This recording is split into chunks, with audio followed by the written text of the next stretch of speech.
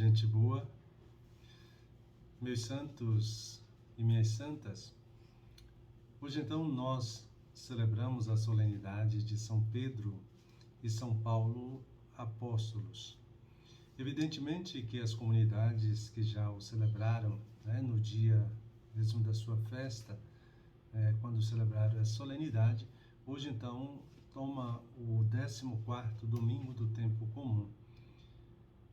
Mas neste dia em que celebramos essa solenidade de São Pedro e São Paulo, somos interpelados então a olhar também a nossa realidade como seguidores e seguidoras de Jesus. Pedro, que foi discípulo de Jesus, do grupo dos 12, e tanto durante a vida pública de Jesus, como também nos inícios da igreja, uma importante liderança.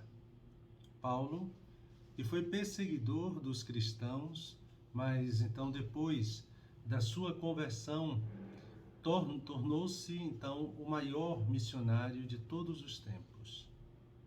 Os dois são celebrados no mesmo dia para testemunhar então a profunda unidade entre eles, apesar das diferenças.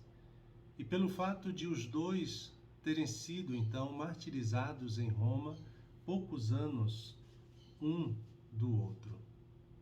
Rezemos então pela comunhão na igreja, pela unidade, pelas legítimas e necessárias diversidades.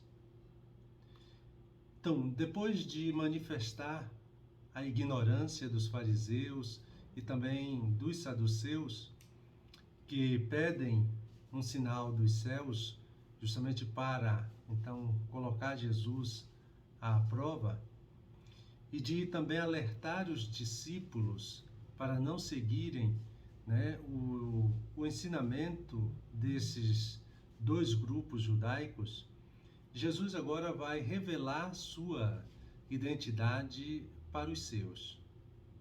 Mas o que está em jogo não é a sua identidade, mas sim a identidade daquele grupo.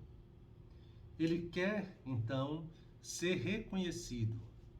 Esse é o desejo fundamental do amor que se revela e se desvela também no irmão. E a resposta dos discípulos não vai constituir Jesus, mas vai, ou não também, constituir o verdadeiro discípulo, a verdadeira discípula. Então, aquela profissão de fé tornou então Pedro, que fala com os discípulos e também pelos discípulos, pedra fundamental da comunidade de Jesus, ou seja, da igreja. Jesus é acolhido como o Messias e o Filho de Deus. Nossa vida tem então aqui agora um novo sentido.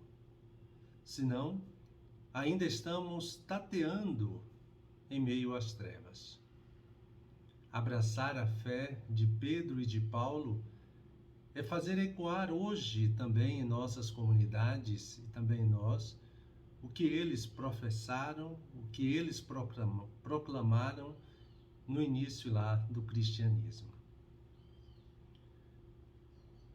E é justamente diante dessa realidade que eu gostaria de levar, então, de pensar um pouco e que a gente possa rezar neste domingo considerando uma realidade.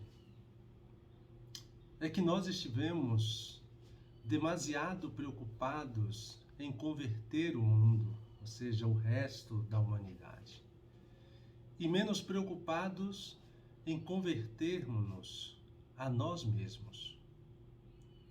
E isso não significa apenas melhorarmos-nos, mas passar radicalmente de um estático ser cristãos a um dinâmico tornar-se cristãos.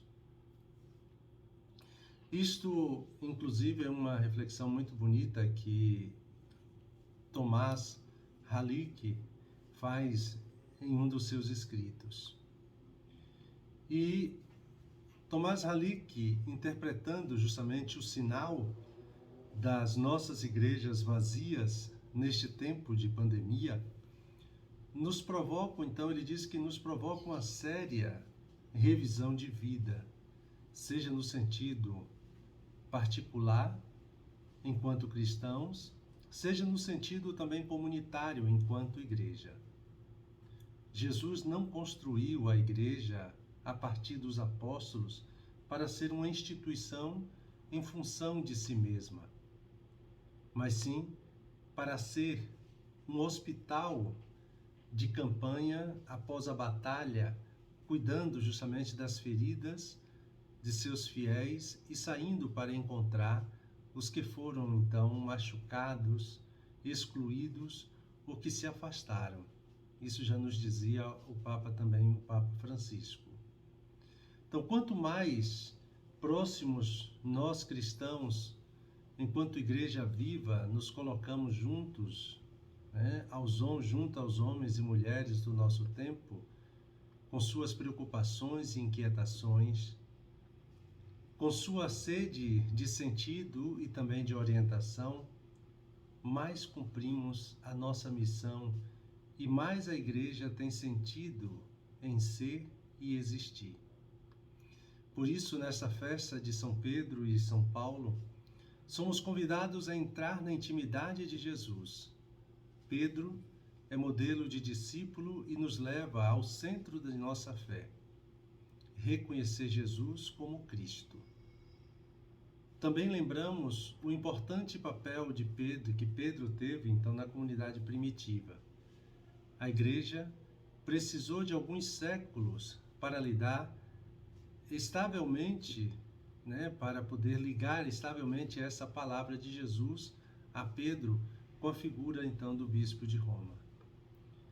Qualquer bom texto de história da eclesiologia ou dos ministérios mostra isso com objetividade e também equilíbrio.